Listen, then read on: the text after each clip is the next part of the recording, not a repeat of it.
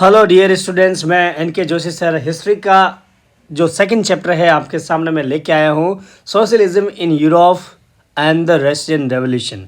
बच्चों, ये second chapter social science class 9th का है, socialism in Europe and the Russian revolution. इस चैप्टर में हम लोग सोशलिज्म क्या होता है और रशियन रेवोल्यूशन कहाँ से स्टार्ट हुआ, क्या इसका इम्पैक्ट रहा, ये हम लोग देखने वाले हैं।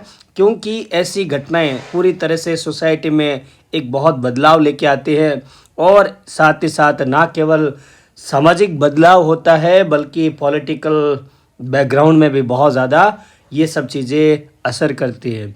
और ये जो असर हुआ है वो सब जो धुआं है इसका वो फ्रेंच रेवोल्यूशन से उठा था, जो पूरे यूरोप में ही नहीं पूरे वर्ल्ड में फैल चुका था। पहले स्टार्ट करते हैं सोशल चेंज की ये कहानी किस तरह से शुरू हुई। In the previous chapter, we have all discussed about the powerful ideas of freedom and equality that circulated in Europe after French Revolution. ये हमने पढ़ा। The French Revolution opened up the possibility of creating a dramatic change in the way in society was structured. किस तरह से society का structure होना चाहिए, ये सारे के सारे जो नए आइडियाज़ है फ्रांस की क्रांति ने सभी यूरोप को दे दिया था। एक तरह से बहुत ज़्यादा इम्पैक्ट अच्छा रहा है। We will now look briefly at some of the important political tradition changes of the 19th century and will see how they influence the change. जो सोशल हुआ और पॉलिटिकल हुआ और इकोनॉमिकल हुआ, किस तरह से हुआ ये हम लोग देखेंगे। तो सबसे पहले हम बात करते हैं सोसाइटल चेंज में जो मेन लोग थे। यहाँ आपको 3 नाम दिख रहे हैं, लिबरल्स, रेडिकल्स और कंजर्वेटिव। तो हम लोग एक एक करके देखेंगे कि भाई लिबरल लोग कौन थे, रेडिकल्स कौन थे और कंजर्वेटिव कौन थे। तो पहले लिबरल्स अगर हम बात करें तो ये थे one of the group which looked the change society were liberals. ये लोग वो थे जो चाहते थे कि सोसाइटी का जो चेंजेस है वो लिबरल्स होना चाहिए। लिबरल यानी इंडिपेंडेंट, मतलब फ्रीडम होना चाहिए, फ्रीडम देना चाहिए। कुल मिला के they wanted a nation which tolerated all the religion. सभी को एक तरह से फ्रीडम मिलना चाहिए, ऐसे ये लोग थे बिल्कुल।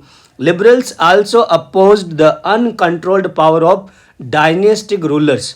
जो भी राजा महाराजा, ये जो हमने लुई 16 के बारे में पढ़ा, ये डायनेस्टिक रूलर थे, मतलब एक तरह से हेरिडेटरी सिस्टम उनका चल रहा था। तो ये इनको ये पसंद नहीं था and they wanted safe guard the rights of individual against the governments. जो भी गवर्नमेंट बन रही है, चाहे वो कॉन्स्टिट्यूशनल मोनार्की हो या एब्सोल्यूट मोनार्की हो या फिर रिपब्लिक हो, उन सब में राइट्स जो है वो सभी को मिलने चाहिए गवर्नमेंट्स के अगेंस्ट में, ये वो चाहते थे। And they also argued for a representative government. ये जो है ना, 2 चीज़ें हमें डेमोक्रेसी की तरफ इशारा कर रहे हैं, लेकिन हमें ध्यान रखना चाहिए कि वो लोग डेमोक्रेटिक नहीं थे। ये भी हम लोग देखेंगे। देखो, जैसे कि ये पॉइंट है, इलेक्टेड पार्लियामेंट गवर्नमेंट का भी उन लोगों ने बहुत ज़्यादा आर्ग्यूमेंट दिया। However they were not Democrats. अब ये हम बात करेंगे भाई, ये लोग जो थे वो राइट्स की बात कर रहे थे, एक पॉइंट। दूसरा, रिप्रेजेंटेटिव फॉर्म ऑफ गवर्नमेंट की बात कर रहे थे। तीसरा जो पॉइंट है हमारा वो है हमारा कि भाई ये elected parliamentary form of government का भी सपोर्ट कर रहे थे। तो ये डेमोक्रेटिक क्यों नहीं थे? क्यों? क्योंकि they did not believe in universal adult franchise. मतलब कि वो सभी को एक तरह से राइट टू वोट मिले। यूनिवर्सल एडल्ट फ्रेंचाइज का मतलब होता है वो and the right of every citizen, मतलब सभी को, सिटीजन को राइट टू वोट मिले, ये वो नहीं चाहते थे। तो फिर इसकी जगह क्या चाहते थे? ये वो चाहते थे कि भाई ये जो है ना, मैन ऑफ प्रॉपर्टी हो, जिसके पास में अच्छी खासी प्रॉपर्टी हो, पैसे वाला हो, उसे ही अपना क्या मिलना चाहिए? राइट टू वोट मिलना चाहिए। थोड़ा सा ये इनकी डिमांड अलग थी। And also did not want the vote for a woman. एक महिला के लिए बिल्कुल अधिकार ये नहीं होगा कि वो भी मत अधिकार के लिए लड़े, ये बिल्कुल लिबरल्स लोग नहीं चाहते थे। तो बच्चों, ये नीचे के जो 3 पॉइंट्स हैं, इससे हमें ये पता चलता है कि भाई वो एक तरह से लोकतांत्रिक यानी कि डेमोक्रेटिक नहीं थे। Liberals were not Democrats. Please explain the reason. तो आपको ये 3 जो है वो कारण आपको लिखने हैं बच्चों। ये पॉइंट आपके हाईलाइट होना चाहिए माइंड में। चलिए अब हम लोग बात करते हैं रेडिकल्स कौन थे। In contrast radicals wanted a nation in which government was based on majority of a country's population. मतलब कि जो ज़्यादा संख्या में है, जैसे हिंदू हो, चाहे मुस्लिम हो, चाहे सिख हो, ईसाई हो, ये जो ज़्यादा नंबर में है ना, तो गवर्नमेंट जो है उन्हीं की होनी चाहिए. रेडिकल्स लोगों का ये मानना था, मतलब मेजोरिटेरियन पॉलिसी फॉलो करना चाहते थे. मैनी सपोर्टेड द प्रिविलेजेज सब ग्रेट मूवमेंट. मतलब ये हुआ कि भाई ऐसा मूवमेंट जो सभी को राइट्स दे. ये थोड़े लिबरल्स थे, अलग थे. इन्होंने बोला यूनिवर्सल एडल्ट फ्रेंचाइज मिलना चाहिए. ये थोड़ी बात अलग कर रहे थे, लेकिन मेजोरिटी की बात भी थी, ये ध्यान रखना है. वोट फॉर वुमन की भी ये बात कर रहे थे. And they also oppose the privileges of great landlords, landowners, wealthy factory owners. इनके जो है ना, जो प्रिविलेज मिलते थे, विशेष अधिकार, उनके ये खिलाफ थे. They were not against the existence of private property. देखो प्राइवेट प्रॉपर्टी होनी चाहिए, इनका मानना ये था. लैंड ओनर्स के जो प्रिविलेज है वो उनके खिलाफ थे, लेकिन प्राइवेट प्रॉपर्टी होनी चाहिए. But dislike the concentration of property in hands of a few. मतलब कुछ ही लोगों के हाथ में प्रॉपर्टी हो, ये उन्हें पसंद बिल्कुल नहीं था. ये हमें पता होना चाहिए. और ये थे हमारे रेडिकल्स. अब आते हैं conservative.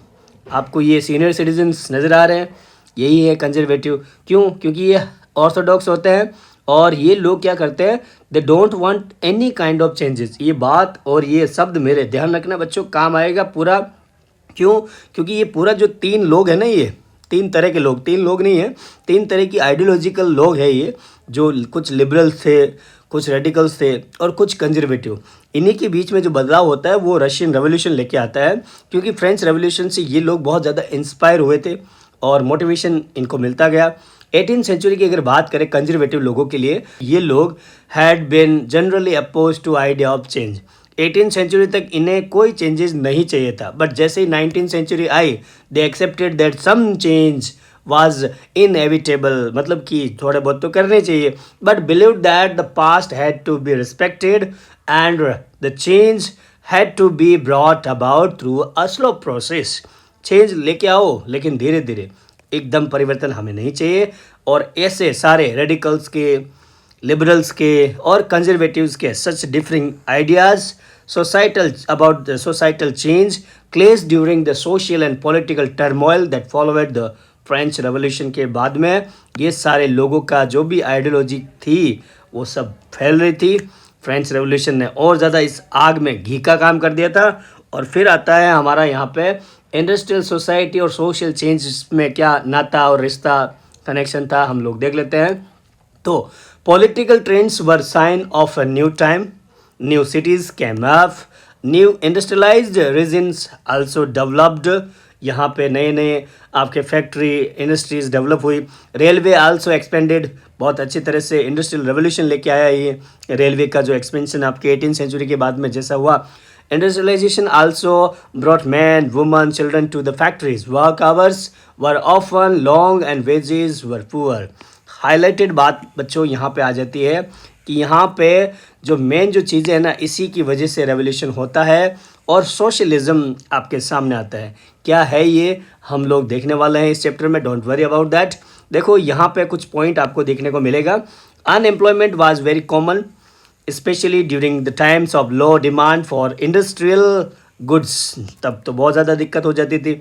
Housing, sanitation were problems since towns were growing rapidly. देखो पॉपुलेशन बहुत ग्रो हो रही थी, तो इस वजह से हाउसिंग, सैनिटेशन की प्रॉब्लम तो बहुत कॉमन हो गई थी. और टाउन जो है ना बहुत नए नए डेवलप होते जा रहे थे. इस बीच में अनएम्प्लॉयमेंट, ये वर्किंग आवर्स और लॉन्ग जो है वर्किंग आवर्स प्लस वेजेस लो, ये बहुत ज़्यादा प्रॉब्लम इसमें थी. इस वजह से लोगों के ये हाउसिंग का प्रॉब्लम बहुत ज़्यादा था. लिबरल्स और रेडिकल्स, वो जो दो लोगों के बारे में हमने पहले बात किया था, they searched for solution to these issues.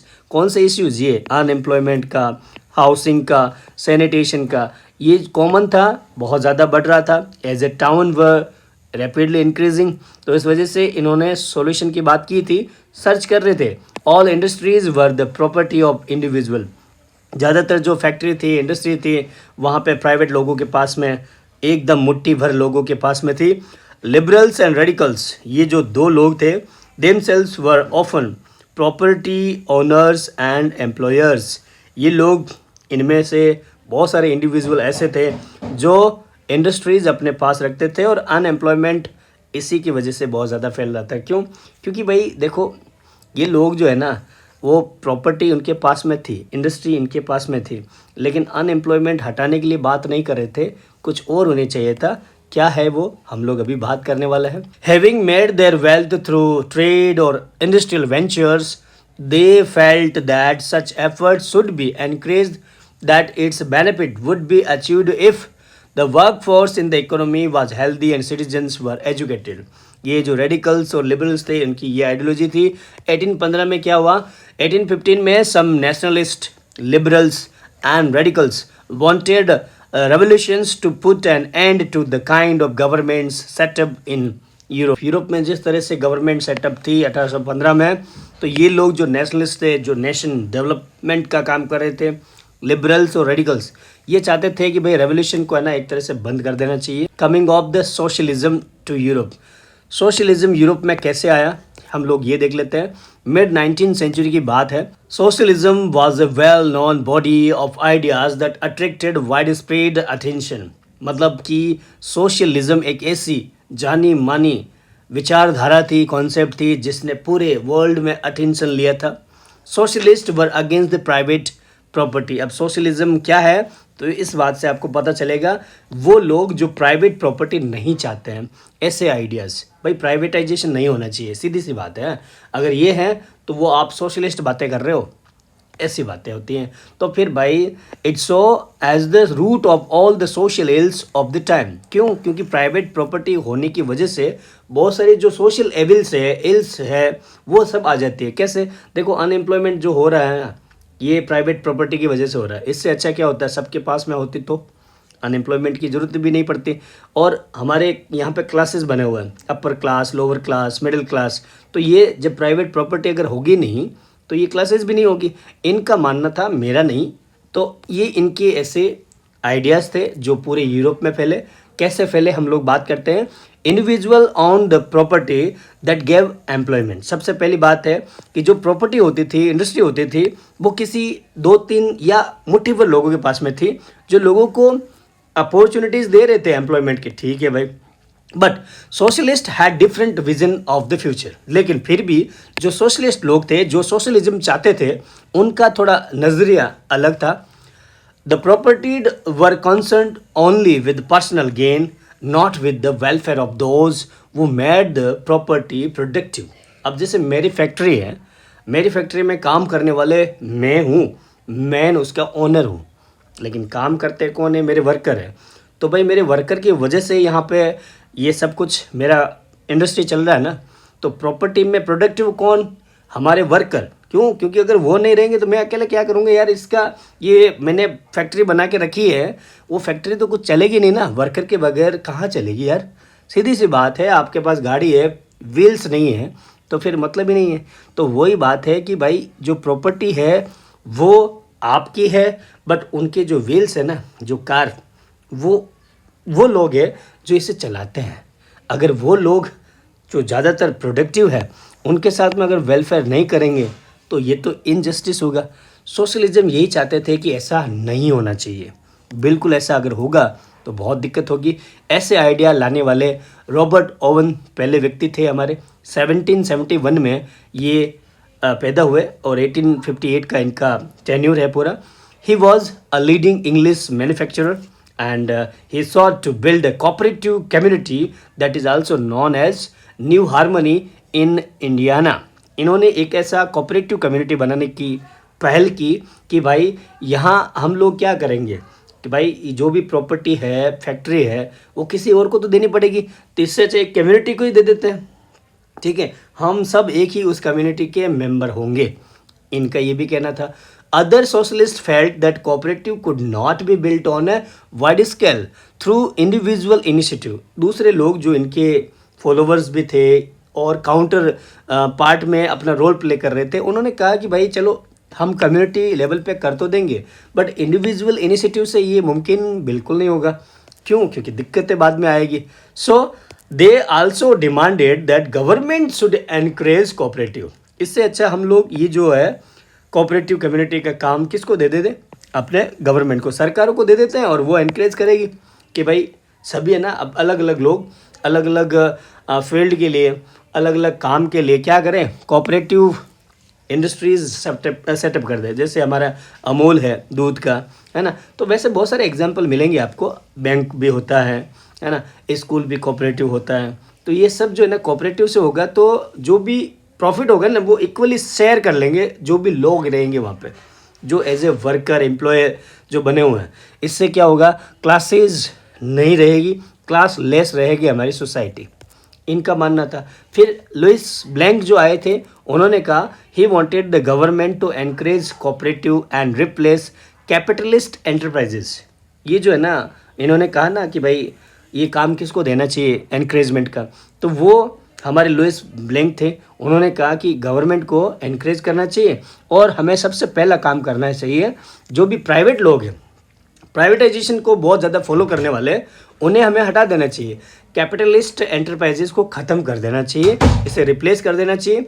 These cooperatives were to be association of people. और यहाँ पे ये जो अपना कोऑपरेटिव रहेगा, तो उसमें कौन होने चाहिए, पीपल्स एसोसिएशन होना चाहिए। वो produced goods together and divided the profit according to the work whatever done by them और मेंबर्स। जो भी काम वो करें उसके हिसाब से जो भी प्रॉफिट होगा डिवीजन कर लेंगे वो। इससे क्लास लेस सोसाइटी डेवलप होगी। लुइस ब्लैंक का ऐसा मानना था। फिर हमारे कार्ल मार्क्स भी आए थे, उन्होंने भी आइडिया दिया। कार्ल मार्क्स के बारे में देख लेते हैं थोड़ा। फ्रेडरिक एंजल्स जो एक हमारे और उन्हीं के सपोर्टर थे, added other ideas to this argument कि भाई गवर्नमेंट को जो हम लोग कोऑपरेटिव करने का एनकरेज करने के लिए हम जो बात करें ना, उन्होंने और अपना एक आइडिया दिया। मार्क्स ने आर्ग्यू किया कि इंडस्ट्रियल सोसाइटी जो है ना वो पूरी की पूरी क्या है, कैपिटलिस्ट है, पैसा कमाने वाले ही है बस। वो लोग हमेशा पैसा कमाते हैं। Capitalist on the capital invested in the factories and the profit of the capitalist was produced by the worker. अब जो भी यहाँ पे प्रॉफिट होता है उन कैपिटलिस्ट लोगों का, वो प्रोड्यूस कैसे होता है, वो वर्कर, जो मैंने अभी अपनी फैक्ट्री के बारे में बात किया ना, सिमिलरली कार्ल मार्क्स का आइडिया था वो, मेरा बिल्कुल आइडिया नहीं था ये। The conditions of the worker could not improve as long as this profit was accumulated by them, है ना। जो भी कैपिटलिस्ट लोग हैं, जो भी फैक्ट्री में वर्कर जो काम कर रहे हैं, जबकि उनका काम का प्रॉफिट जो होता है वो एक मालिक को मिलता है, और वो मालिक क्या करता है, अपने पास बड़ा सा 80% शेयर रखता है और 20% अपने जो भी वर्कर है उसमें बांट देता है एज ए सैलरी या जो भी उसका रेम्यूनरेशन होता है उसमें। तो उस वजह से क्या हो जाता है, ये एक कॉन्सेंट्रेशन हो जाता है प्रॉपर्टी का एक जगह। इस वजह से अमीर अमीर बनता जाता है और गरीब गरीब बनता जाता है। कार्ल मार्क्स का ये आइडिया था। So he believed that to free themselves from capitalist exploitation workers had to construct a radically socialist society where all property was socially controlled. यानी कि पूरी की पूरी जो हमारी ये कैपिटल है ना, वो एक सोसाइटी का कंट्रोल होना चाहिए, ना कि कुछ लोगों का या कैपिटलिस्ट लोगों का। इससे वर्कर की कंडीशन अच्छी होगी, उनके वेजेस अच्छे होंगे, वर्किंग आवर्स अच्छा होगा। He was convinced that workers would triumph in their conflict with the capitalist if they do this. अगर ये करते हैं तब उनकी विजय होगी, अदरवाइज ये उनके लिए पतन की बात है, डिस्ट्रक्शन है। कम्युनिस्ट सोसाइटी उनके हिसाब से was the natural society of the future. इस तरह से हमें आगे चल के, इसीलिए रशिया में आपको पता होगा सोशलिस्ट ये एक हमारा कंट्री है, यहाँ पे कम्युनिस्ट सोसाइटी सेटअप है। एक कम्युनिटी का पूरी तरह से अलग अलग फील्ड में उनका कंट्रोल होता है, ये हमें पता होना चाहिए। सपोर्ट फॉर सोशलिज्म का और ज़्यादा बढ़ता गया। 1870 में अगर बात करें तो ऐसे आइडिया बहुत ज़्यादा यूरोप में फैल चुके थे 1870 में।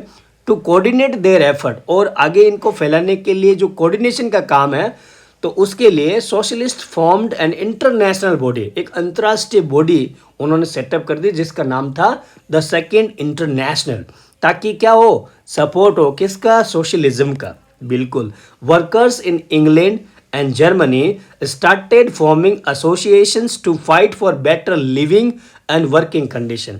इस वजह से ये जो वर्कर थे इन्हें एक मोटिवेशन मिला, इंग्लैंड में और जर्मनी में उन लोगों ने अपने एसोसिएशन बनाए, है ना, स्ट्राइक्स वगैरह करना, मज़दूरों ने अपनी एक मज़दूर यूनियन बना दिया।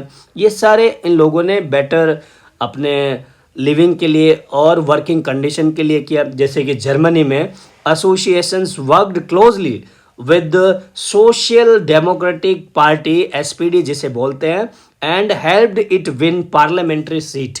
यहाँ पे जर्मनी में ये जो एक पार्टी है और वर्कर जो लोगों ने एसोसिएशन बनाए, उन्होंने एक पॉलिटिकल पार्टी से जुड़ के जिसका नाम था SPD, इनसे मिलके पार्लियामेंट्री इलेक्शन में भी पार्टिसिपेट करना शुरू कर दिया। मतलब कि गवर्नमेंट में भी इनका जो एक तरह से लेबर पार्टी थी यानी वर्कर का यूनियन था, अब वो गवर्नमेंट में भी पॉलिटिकल एंगल में भी आ चुका था। और 1905 में फ्रांस में, अगर हम बात करें ब्रिटेन और फ्रांस में, तो socialist and trade unionist formed a labour party in Britain and socialist party in France. France में, ब्रिटेन में भी ये बहुत ज़्यादा 1905 में कॉमन हो गया।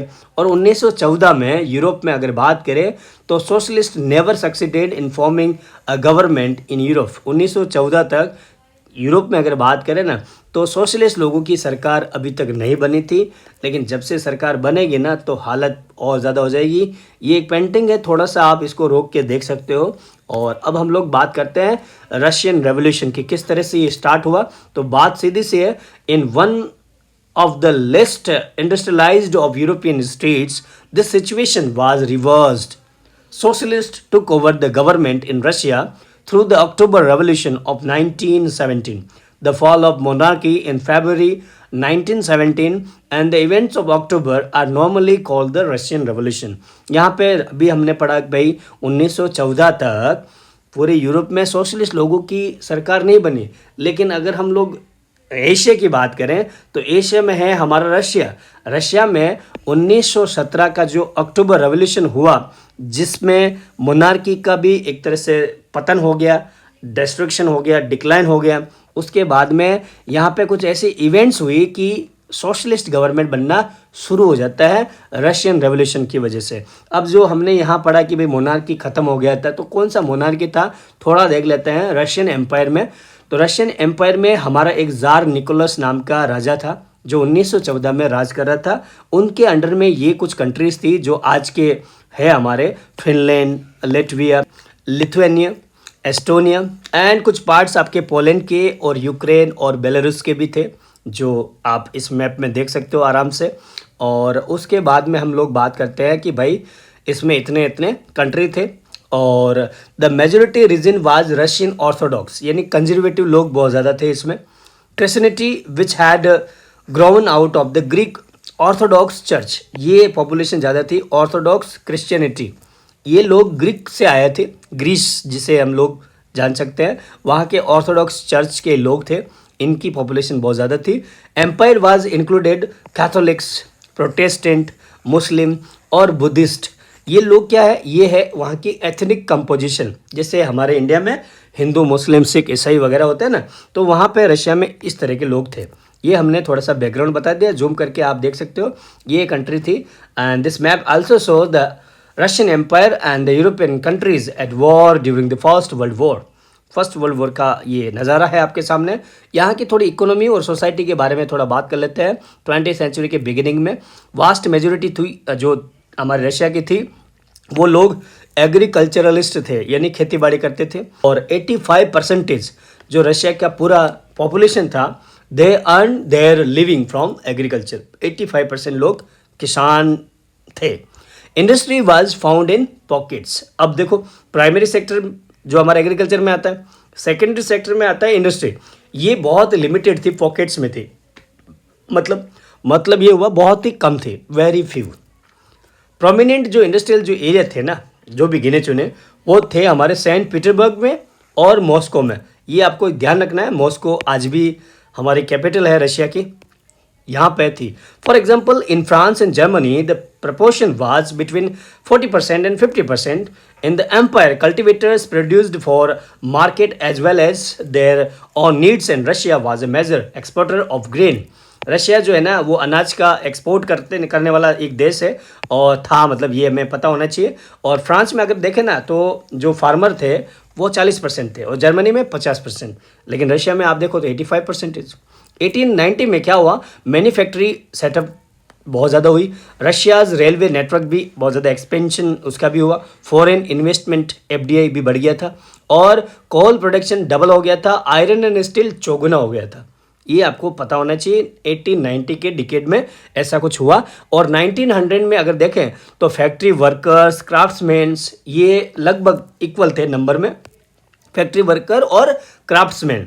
मोस्ट इंडस्ट्री जो थी वो प्राइवेट प्रॉपर्टी थी, ज़्यादातर इंडस्ट्रियलिस्ट लोगों की, अंबानी अडानी टाइप, ठीक है।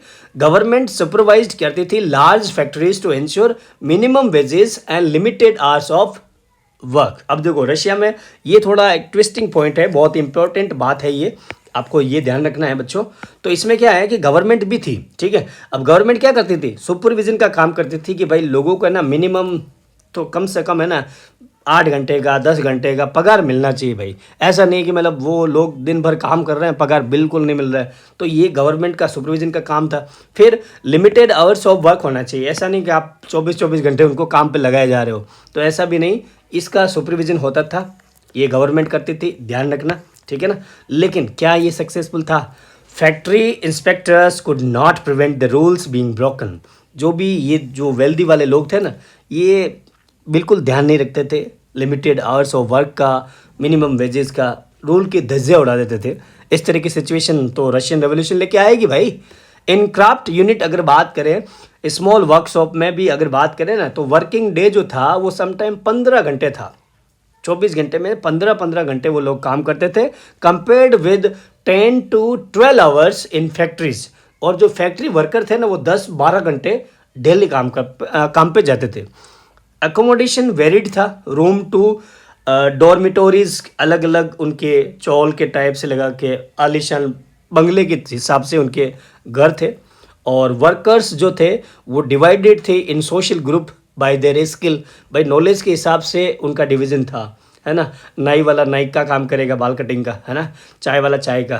तो इस तरह से अलग अलग लोग डिवीजन थे। Divisions among workers solved themselves in dress and manners. भाई जैसे जैसे वर्कर थे कपड़ों में भी उनकी स्टाइल पता चल जाती थी। सम वर्कर जो थे they formed association to help members in times of unemployment और financial hardship, but such associations were very few.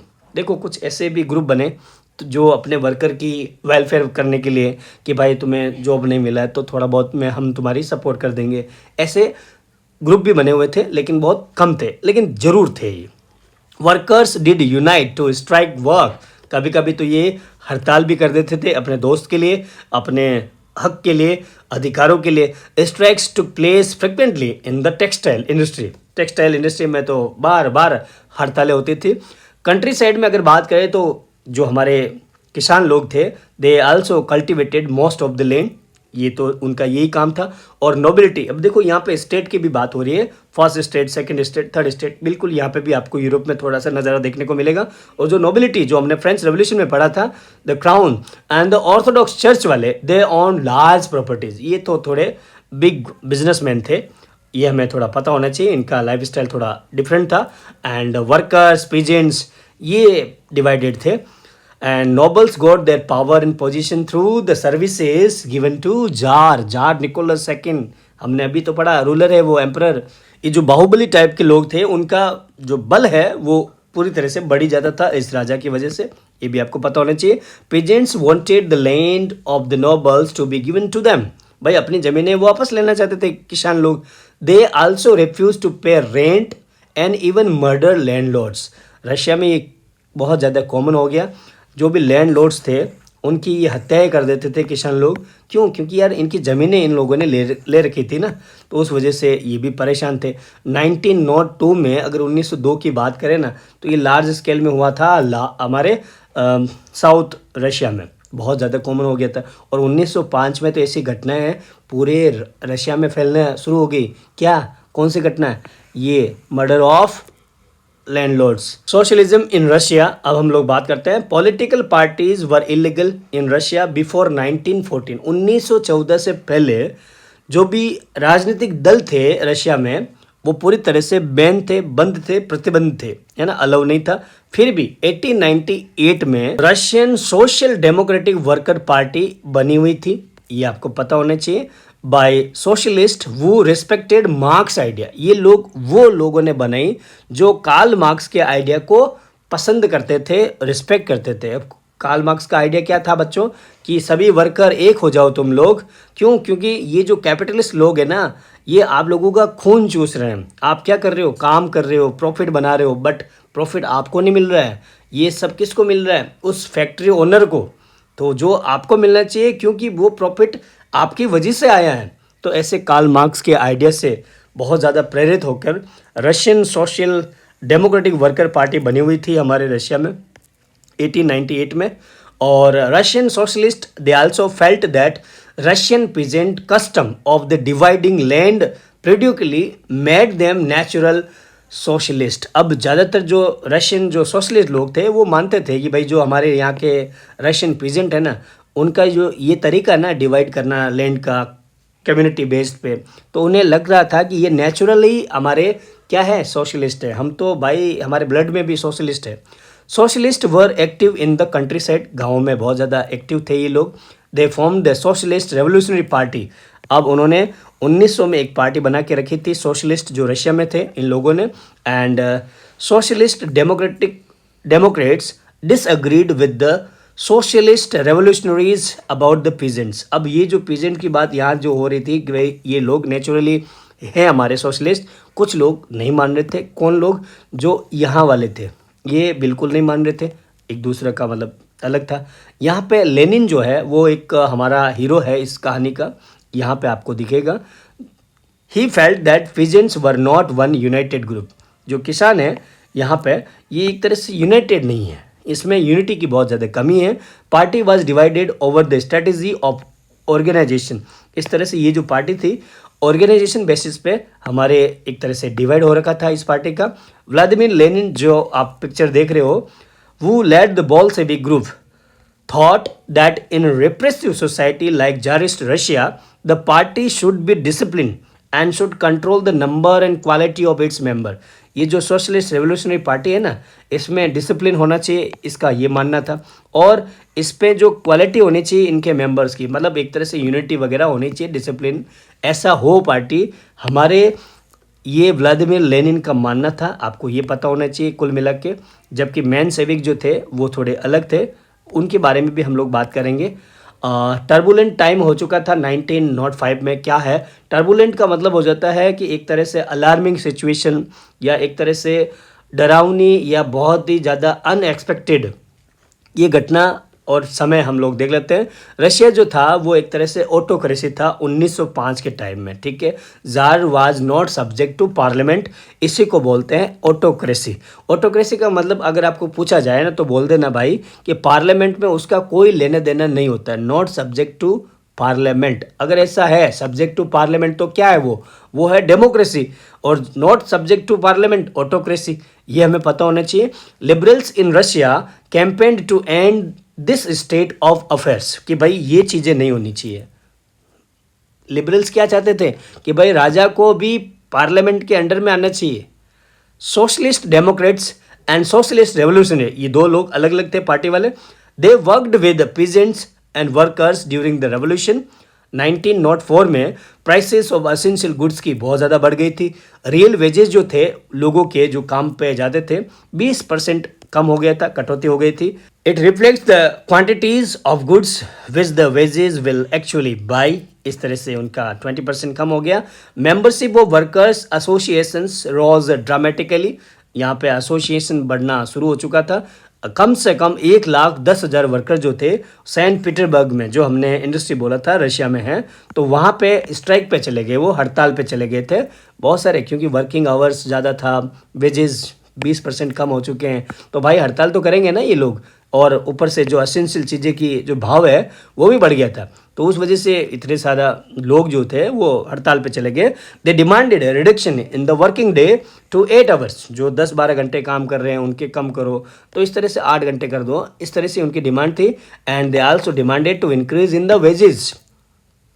Improvement in their working conditions, ये सब उनकी मांग थी। और उसी के लिए ब्लडी संडे यहाँ पे हमारे सामने आता है।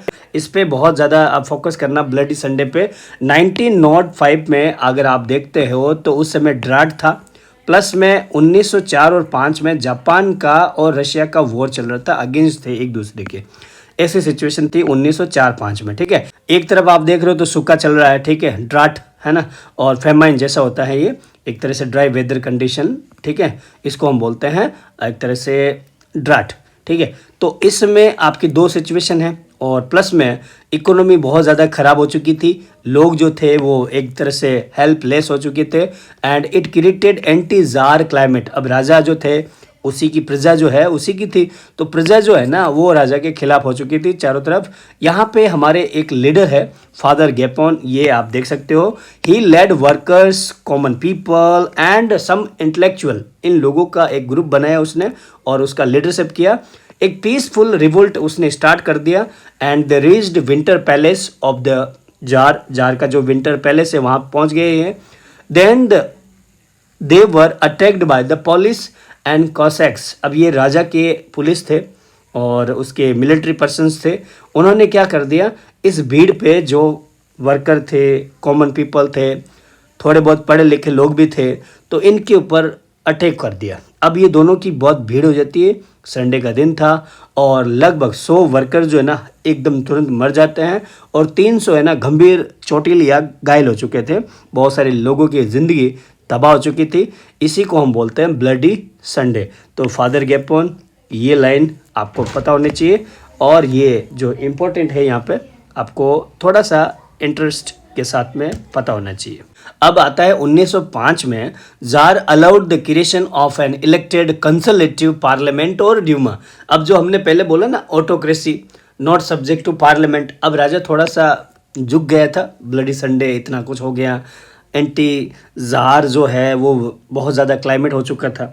तब उसने राजा ने क्या कहा कि भाई मैं एक ड्यूमा यानी पार्लियामेंट, वहाँ पे मैं इलेक्ट कर लेता हूँ, और यहाँ पे जैसा आप चाहोगे मैं वैसे करने के लिए तैयार हूँ। There existed a large number of trade unions, factory committees made up of factory workers, ये लोगों की बहुत ज़्यादा ट्रेड यूनियन वगैरह उस पार्लियामेंट में आ चुके थे। Most committees and unions worked unofficially since they were declared illegal. अब राजा ने इनको इलीगल बोला हुआ था, तो इसलिए ये भी अनऑफिशियली काम कर रही थी। सिविल रेस्ट्रिक्शंस भी लगे हुए थे पॉलिटिकल एक्टिविटीज़ पे। जार डिसमिस कर दिया उसने, जार ने डिसमिस कर दिया फर्स्ट ड्यूमा को, जो पहला सेशन इनका चल रहा था, विद इन 75 डेज में, and reelected second Duma within 3 months, और 3 महीनों में वापस दूसरी ड्यूमा वो लेके आया।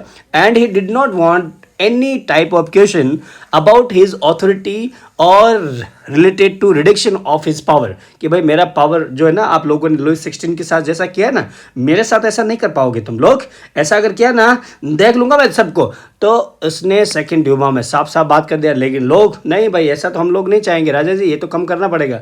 तो उसने इसको भी डिसमिस कर दिया, and change the voting law and packed the third Duma with conservative politicians. अब कंजर्वेटिव कौन, जो चेंजेस नहीं लाना चाहते थे। अब बोलो, अब तो राजा जी क्या होगा तुम्हारा। Liberals and revolutionaries were kept out, और वो लोग फिर बाहर आ गए। भाई आप तो बात ही नहीं सुन रहे यार राजा जी, ऐसा कैसे चलेगा। तो उस समय ऐसा सीन था, और ऊपर से फर्स्ट वर्ल्ड वॉर भी चल रहा था, और रशियन एम्पायर किस तरह से हम लोग देख लेते हैं कि इफेक्ट हुआ।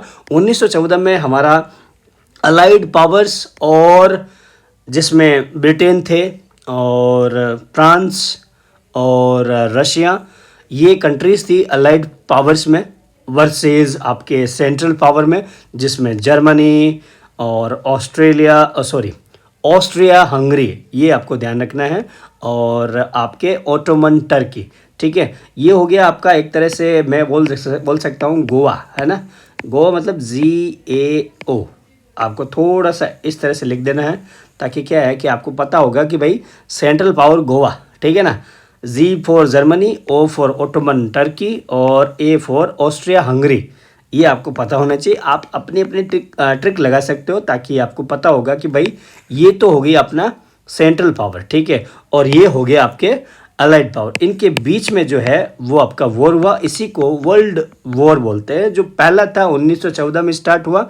It broke out between two European alliance, इन दोनों के बीच में शुरू हुआ, and was fought outside Europe as well as inside Europe, दोनों तरफ हुआ। और थोड़ा सा रशिया की एम्पायर और इसकी हिस्ट्री थोड़े देख लेते हैं। War was initially popular and people rallied around tsar Nicholas second के पास, सब घूम रहे थे।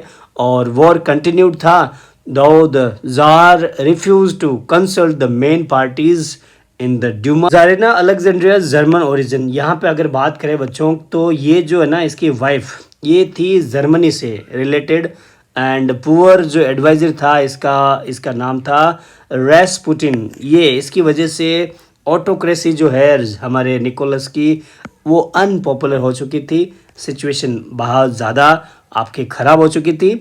और फर्स्ट वर्ल्ड वॉर अब किस तरह से लड़ा जा रहा था, हमें थोड़ा सा पता होना चाहिए कि भाई फर्स्ट वर्ल्ड वॉर में दो ग्रुप बनाए गए, ईस्टर्न फ्रंट और western front.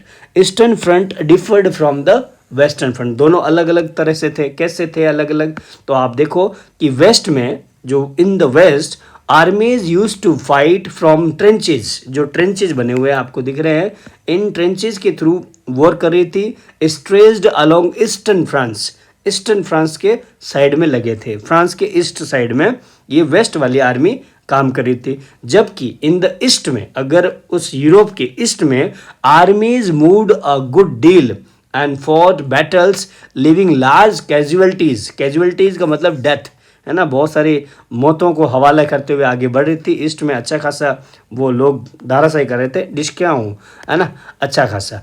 So there were over 7 million casualties by 1917। अब देखो वॉर में इतने लोग मर चुके थे, डेथ हो रखी थी। Russian army destroyed crops and buildings to prevent the army from being able to live off the land, ये ध्यान रखने के लिए। And destruction of crops buildings led to over 3 billion refugees in Russia. War also had a severe impact on the industry. Russia's own industry were very few in number and the country was cut off from other supplier of industrial goods by German control of Baltic Sea। तो यहाँ पे भी थोड़ा सा industry जो थी वो भी हमारे बहुत कम थी, बहुत ज़्यादा इंडस्ट्रियल इम्पैक्ट आपको रशिया में देखने को मिला है। और 1916 में रेलवे लाइन जो है वो ब्रेक डाउन हो चुका था। स्मॉल वर्कशॉप जो है वो भी शट डाउन हो चुके थे। लार्ज सप्लाई जो थी ग्रेन की वो भी ज़्यादातर आर्मी को भेजी जाने लगी। रियोट्स एट ब्रेड शॉप बहुत ज़्यादा कॉमन हो चुकी थी। आप लोग जो है आप देख सकते हो लोगों को दुकानों पे लाइनें लगा लगा के बहुत ज़्यादा प्रोटेस्ट कर रहे थे। ये हमारी रशियन सोल्जर की टीम है, आप देख सकते हो यहाँ पे है ना, Russian army. February revolution in Petrograd में हम लोग देखते हैं पेट्रोग्राड कहाँ है और फेब्रुअरी रेवोल्यूशन क्या है, फैब रेवोल्यूशन क्या है। 1917 में अगर बात करें तो condition in the capital Petrograd were very grim, grim का मतलब बहुत ज़्यादा बैड हो चुकी थी। फूड शॉर्टेज हो चुकी थी हमारे वर्कर के क्वार्टर में। Parliamentarians wishing to preserve elected government, अब जो पार्लियामेंट्री में काम करने वाले थे वो चाहते थे कि गवर्नमेंट उन्हीं की बनी रहे, but were oppose to tsar's desire to dissolve the Duma. अब जार की डिजायर क्या थी कि भाई हमें ड्यूमा को ख़त्म कर देना है, उनके वो अगेंस्ट में थे। कौन? वो जो पार्लियामेंट्री में काम कर रहे थे, ठीक है ना, वो मंत्री लोग, ठीक है ना। तो ये लोग आपस में ऐसा चल रहा था। सेकेंड फेब को क्या हुआ, लॉकआउट हुआ हमारा, that took place at a factory on the right bank. Workers in 50 factories called strike in the sympathy, यहाँ पे उन्होंने कर दिया strike. Women led the way to strike, women ने भी बहुत ज़्यादा सपोर्ट किया। This came to call the international women's day, जो इंटरनेशनल वुमेन डे ना 22 फरवरी को, इसीलिए क्योंकि वो भी इन जो स्ट्राइक हुई उनमें भाग लिया था बहुत बढ़ चढ़ के। और Petrograd Soviet meeting in Duma में आप देख सकते हो। सो ये यहाँ पे फिर मीटिंग हुई। 25 फेब को गवर्नमेंट ने सस्पेंड कर दिया ड्यूमा को, पार्लियामेंट को। And politicians spoke out against the major, मतलब कि जो भी गवर्नमेंट में मेजरमेंट हुए पॉलिटिशियन भी बहुत ज़्यादा खुश नहीं थे। Demonstrators return in force to the streets of the left bank on 26। अब ये जो है वहाँ पे लेफ्ट बैंक में आ चुके थे जो भी प्रदर्शनकारी लोग थे, और 27 फरवरी को पुलिस हेडक्वार्टर पे वो जहाँ पे वहाँ पहुँच जाते हैं और पूरा घेरा डाल देते हैं। रेंसेक्ट मतलब पूरी तरह से सराउंडिंग कर लेना, घेरा डाल देना। Streets thronged with people raising slogan about bread, wages, better hours of their work and democracy। लोग जो है ना इसकी आवाज़ें बहुत ज़्यादा उठाना शुरू कर देते हैं, नारे लगाना शुरू कर देते हैं। Government tried to control the situation and called out the cavalry once again. अब गवर्नमेंट जो थी हमारे राजा की, तो उसने क्या किया, कैवलरी को बुला लिया भाई इस भीड़ को बंद करने के लिए। पैदल जो सेना है उसको, cavalry refuse to fire on the demonstrator. अब ये जो कैवलरी आ तो गई थी, उन्होंने बोला कि इन प्रदर्शनकारियों पे हम लोग फायरिंग नहीं करेंगे क्योंकि अपने लोग थे। Officer was shot at the barracks of regiment and the soldiers and striking workers had gathered to form a soviet और council in the same building as the Duma met. और उसी पार्लियामेंट हाउस में जहाँ पे Dumas मिलता था वहाँ Soviet बनाया गया। सोवियत का मतलब काउंसिल, काउंसिल का मतलब एक तरह से ग्रुप है ना, एसोसिएशन बनाना शुरू कर दिया। और 28 फरवरी को delegation went to see the tsar, tsar से मिलने के लिए ये जो काउंसिल के बॉडी है ना वो वहाँ पे गए। Military commanders advised him to abdicate. Abdicate का मतलब रेजिग्नेशन, कि भाई अब तुम यहाँ से 9 2 11 हो जाओ, हम लोग हमारी सरकार लेके आएंगे। 2 मार्च को Soviet leaders and Duma leaders formed provincial government to run the country. अब यहाँ पे जो सोवियत, हमने क्या बोला, काउंसिल किनका, सोल्जर्स का, स्ट्राइकिंग वर्कर का, इन लोगों ने मिलके एक ड्यूमा के जो भी पॉलिटिशियन लोग थे उनको मिलके एक प्रोविंशियल गवर्नमेंट यहाँ पे सेटअप कर देते हैं। और ये पूरा कंट्री को चलाने के लिए Russia's future would be decided by A constitute assembly. और वहाँ पे ये जो ड्यूमा नहीं बनी है ना, ये कॉन्स्टिट्यूट असेंबली होगी, इसी से हमारा रशिया का फ्यूचर तय होगा। Petrograd had led the February revolution. और ये जो है ना पेट्रोग्राड में हुआ था, इसी ने फैब रेवोल्यूशन किया, हमें पता होनी चाहिए। अब आफ्टर फैब क्या हुआ ये हमें थोड़ा ध्यान में रखना है, ये शख्स यहाँ पे आने वाला है। Army officials, land owners, industrialist were influential in the provincial government. अब जो प्रोविंशियल गवर्नमेंट बन चुकी थी 22 फरवरी को, अब इस गवर्नमेंट में ज़्यादातर रोल और ज़्यादातर डोमिनेंट किनका था, आर्मी का, लैंड ओनर्स का, और जो फैक्ट्री वर्कर्स नहीं सॉरी इंडस्ट्री के जो लोग चलाने वाले थे, इंडस्ट्री ओनर्स, इंडस्ट्रियलिस्ट, इन लोगों का वेटेज बहुत ज़्यादा था। तो उस वजह से गवर्नमेंट में इन्फ्लुएंस भी उनका ही होगा, सीधी सी बात है। And restriction of public meeting associations were removed. अब इन लोगों ने क्या किया, जो भी पहले रेस्ट्रिक्शन लगाए हुए थे अब उन्होंने ये हटा दिए, ठीक है, कि अब आप पब्लिक मीटिंग कर सकते हो, पॉलिटिकल पार्टी फॉर्म कर सकते हो। अप्रैल 1970 में क्या हुआ, बोल्शेविक लीडर जो है हमारा Vladimir Lenin return to Russia from his exile. इसे एग्जाइल मिला हुआ था, यानी कि वनवास, सीधा सी बात है भाई, इसको मिला हुआ था तो वो वापस आ चुका है। और बोल्शेविक ये लीडर था, ही अपोज द वॉर। ये जो फर्स्ट वर्ल्ड वॉर जो चल रहा था, इसने इसका बहुत ज़्यादा विरोध भी किया था। He felt it was time for Soviet to take over the power. अब है ना रशिया में ये राजा का, कॉन्स्टिट्यूट असेंबली का, ड्यूमा का, किसी का भी नहीं होना चाहिए पावर। अब पावर हमें ले ही लेना चाहिए हाथ में, ये उसने सोचा। He declared that the war be brought to a close, war बंद किया जाए, and land should be given और ट्रांसफर टू द पीजेंट्स। दूसरी बात, ये पहली बात, and bank should be nationalised. ये 3 बातें उसने एग्जाइल होने के बाद में जब आया, रिटर्न हुआ, तब उसने बोला।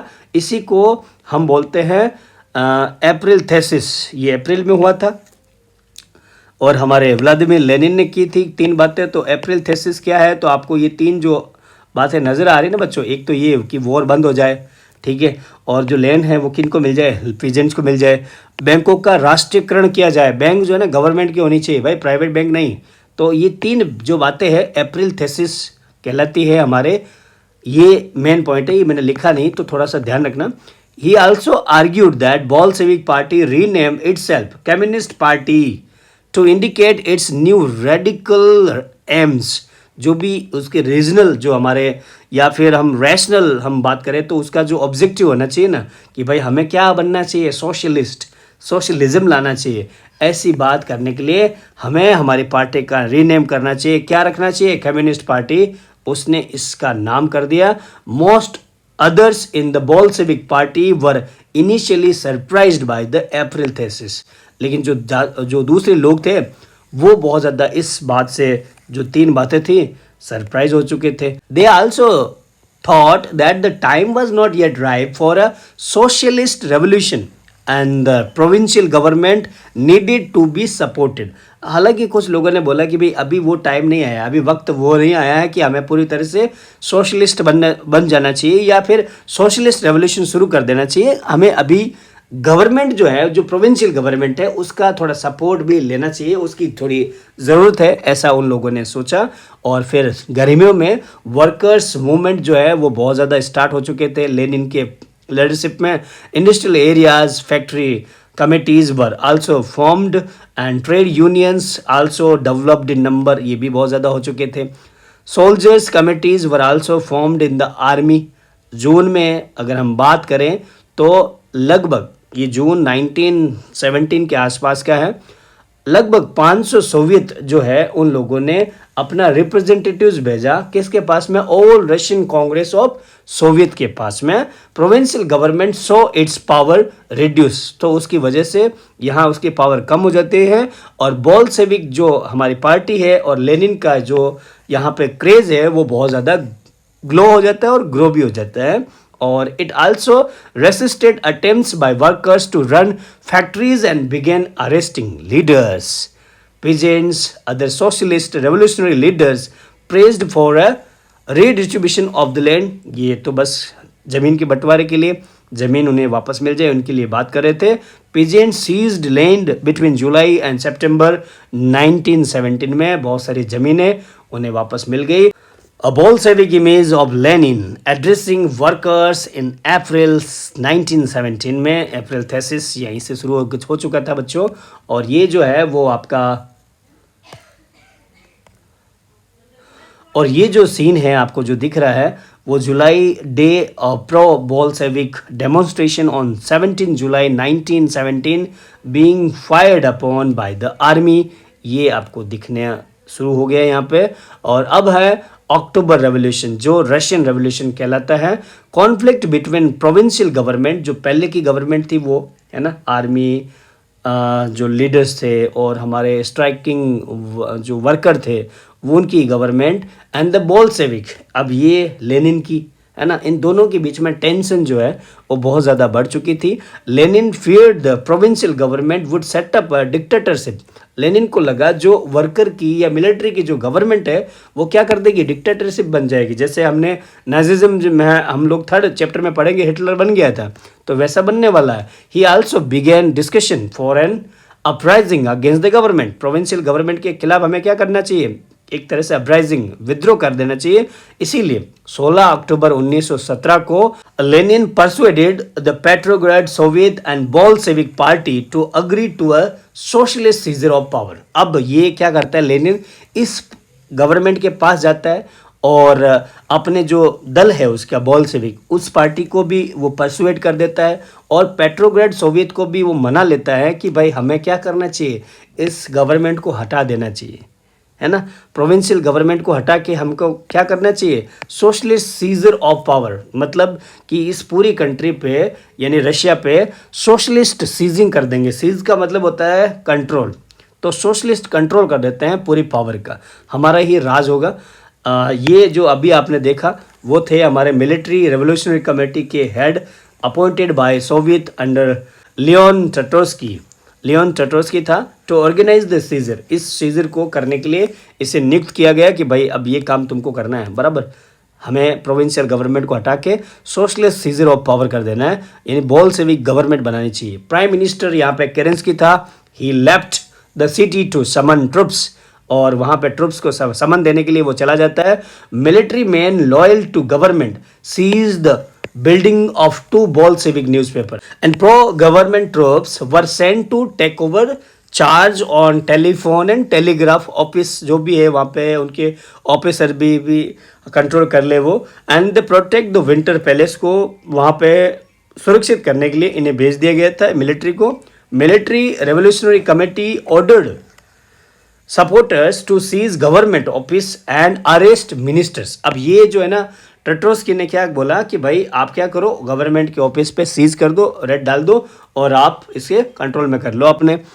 Eight a meeting of all Russian congress of Soviet in Petrograd में जो मीटिंग हुई ऑल रशियन फेडरेशन की, तो उन्होंने ज़्यादातर मेजोरिटी ने बोला कि भाई बोल्शेविक गवर्नमेंट और उनका एक्शन बहुत ज़्यादा बढ़िया है और इस तरह से बोल्शेविक गवर्नमेंट हमारे लेनिन की गवर्नमेंट बन जाती हैं। और यहाँ पे ट्रेटोस्की भी आपको दिखाई देगा राइट में और लेनिन आपको दिखेगा लेफ्ट में। ठीक है, अब कहाँ है वो आप उसको स्टॉप करके देख लेना। ठीक है, अब आता है क्या चेंजेस हुआ इस रेवोल्यूशन से, अक्टूबर चेंज से क्या इम्पैक्ट रहा। तो पहला हुआ, बोल्शेविक जो है वो टोटली अपोज करते थे प्राइवेट प्रॉपर्टी का। ये हमने स्टार्टिंग से ही हम लोग पढ़ रहे थे। मोस्ट इंडस्ट्री एंड बैंक जो थे ना, वो अप्रैल 33 की घटना की वजह से और उनकी डिमांड की वजह से नेशनलाइज कर दिया गया, मतलब गवर्नमेंट के अंडर में आ चुकी थी। Land was declared social property. अब जो ज़मीन है ना वो सामाजिक अधिकार में आती है भाई, आपके इंडिविजुअल राइट में नहीं। Peasants were allowed to seize the land of the nobility, जो इनकी डिमांड थी उनको मिल गई। Bolshevik enforced the partition of large houses according to the family requirement, कि भाई जितने जितने परिवार के लोग हैं उसके हिसाब से आपके घर रहेंगे। He banned the use of old titles of the aristocracy, जो एरिस्टोक्रेसी की पहले पहले जो उपाधि दी थी उनको भी उसने बंद करवा दी। To assert the change, new uniforms were designed for the army and officials following clothing competition organized in 1918 when the soviet hat, जिसे ये बुडेनोवा का बोला जाता है, इट वाज चोजन। ये जो सोवियत हैट है उसे पसंद किया गया और वो सेलेक्ट हो गई। अब जो है ना इसमें आर्मी की यूनिफॉर्म वगैरह सब चेंज हो गई। Bolshevik party was renamed the Russian communist party. नवंबर 1917 में Bolshevik conducted the election to the constitute assembly but they failed to gain majority support. जनवरी 1918 में assembly rejected Bolshevik measurements and Lenin dismiss the assembly. तो भाई जैसे ही उसकी government में ऐसा लगा कि भाई मेरे मेजरमेंट्स उन्होंने रिजेक्ट कर दिया, तो असेंबली को डिसमिस कर दिया लेनिन ने। He thought all Russian congress of Soviet was more democratic than an assembly elected in uncertain condition, इसलिए उसने उस असेंबली को ही डिसमिस कर दिया। मार्च 1918 में Bolshevik made peace with Germany at Brest Litovsk, वहाँ पे उन्होंने एक पीस यानी समझौता कर दिया था, एग्रीमेंट कर दिया। Bolshevik became the only party to participate in the election to all Russian congress of Soviet which became the parliament of the country. और फाइनली यहाँ पे रशिया एक वन पार्टी स्टेट बन गया है। ट्रेड यूनियंस अब एक तरह से पार्टी के अंडर में आ चुके थे, उनके कंट्रोल में। सीक्रेट पुलिस जिसे चेका फर्स्ट एंड लेटर ओजीपीयू एंड फिर एनकेवीडी, ये भी वहाँ पे उनके नाम थे। ये एक तरह से जासूस पुलिस थे। Punished those who criticised Bolshevik, बराबर हमारे सामने बोलना नहीं भाई। Many young writers artist rally to party because it stood for socialism and for some change, जो चाहते थे।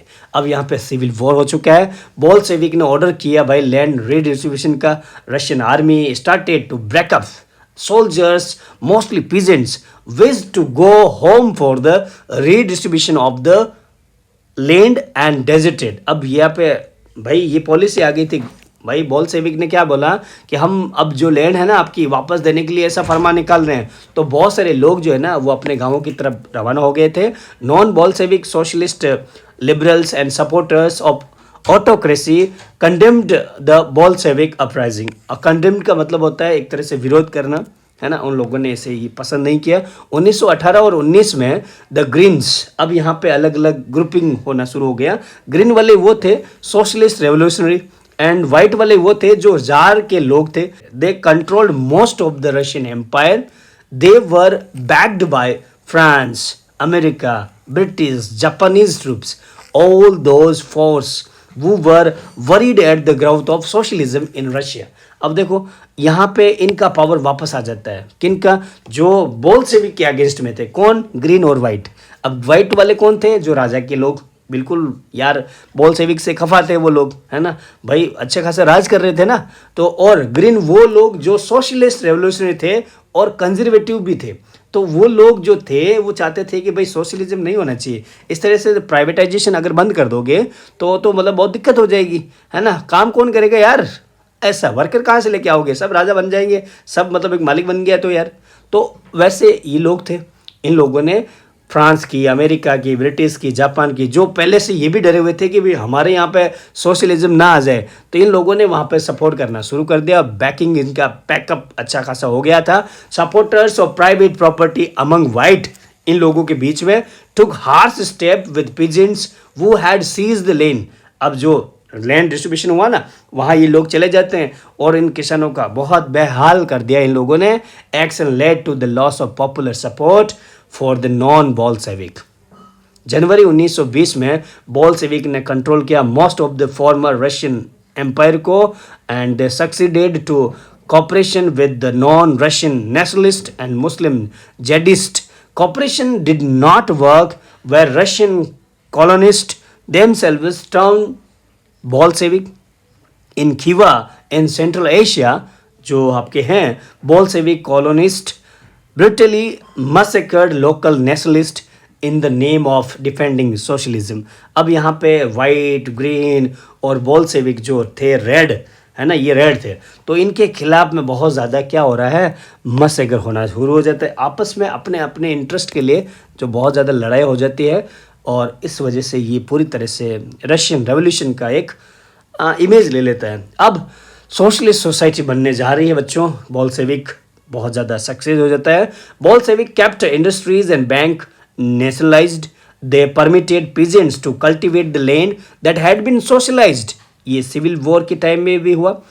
Bolshevik used confiscated land to demonstrate what collective work could be. Officials assessed how the economy could work and set targets for a 5-year period. जो पंचवर्षीय योजना है वो यहाँ से उन लोगों ने कुछ मेजरमेंट्स किए। गवर्नमेंट फिक्स्ड ने कैसे, जैसे कि उन्होंने प्राइसेस फिक्स कर दिए, भाई भाव जो है ना चीज़ों के वो आपने फिक्स कर दिए। To promote industrial growth during the first 2 plan, first year plan, second year plan, है ना, 5-5 सालों के लिए। Centralised planning led to the economic growth, इससे इकोनॉमी अच्छी हुई और इंडस्ट्रियल प्रोडक्शन है वो भी अच्छा हुआ। बिटवीन 1929 से लगा के 1933 के बीच में अगर देखें ना तो 100% in the case of oil, coal, steel, इसमें प्रोडक्शन अच्छा खासा हुआ था। न्यू फैक्ट्री सिटीज़ वो भी आपके आना शुरू हो गई। रैपिड कंस्ट्रक्शन जो है वो बहुत ज़्यादा बढ़ गया था। It led to poor working condition, लेकिन बहुत ज़्यादा ये भी हुआ। और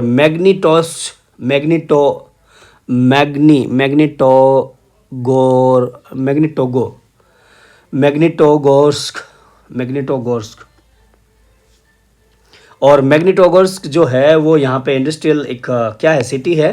construction of A steel plant यहाँ पे हुआ था, वाज अचीव्ड इन 3 years, अच्छा खासा हो गया था।